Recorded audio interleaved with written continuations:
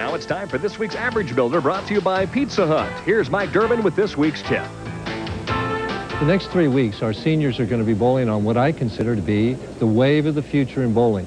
That is 3 different synthetic surfaces made by 3 different manufacturers. That's what I'd like to look at tonight's tip. What are synthetic lanes? What type of shot works well on them? And how are they going to affect you and I, the average league bowler, in the future?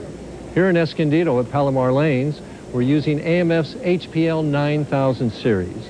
And AMF has been kind enough to give me a cutout of a lane to show you how they installed this here in this center. What we have here is an existing wood lane that's been resurfaced.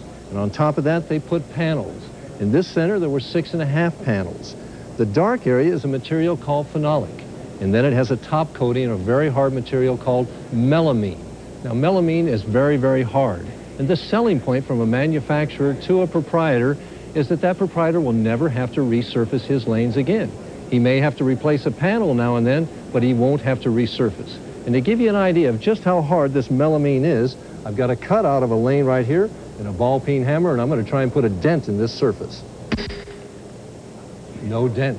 So you can see that it is a very, very hard surface. Well, what type of shot works best on this very, very hard surface? It's my opinion that the shot that works best is one where we don't hit the ball on the upswing and get the ball well out on the lane. You kind of get the ball down into the lane and get it rolling quickly. Del Ballard is an example of this on the National Tour. Earl Anthony here on the Senior Tour. And earlier this week, our number 2 qualifier, who bowled the only 300 game in this event, I asked Dave Soutar what type of shot he thought worked best on synthetic lanes, and this is what he had to say. The characteristic of a synthetic lane is one that hooks a great deal on the back end. It's a high friction lane.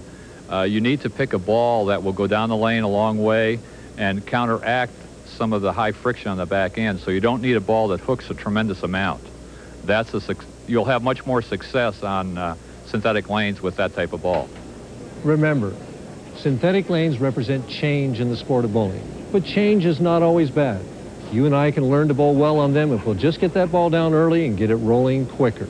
We'll see you again next week when we'll have another Average Builder.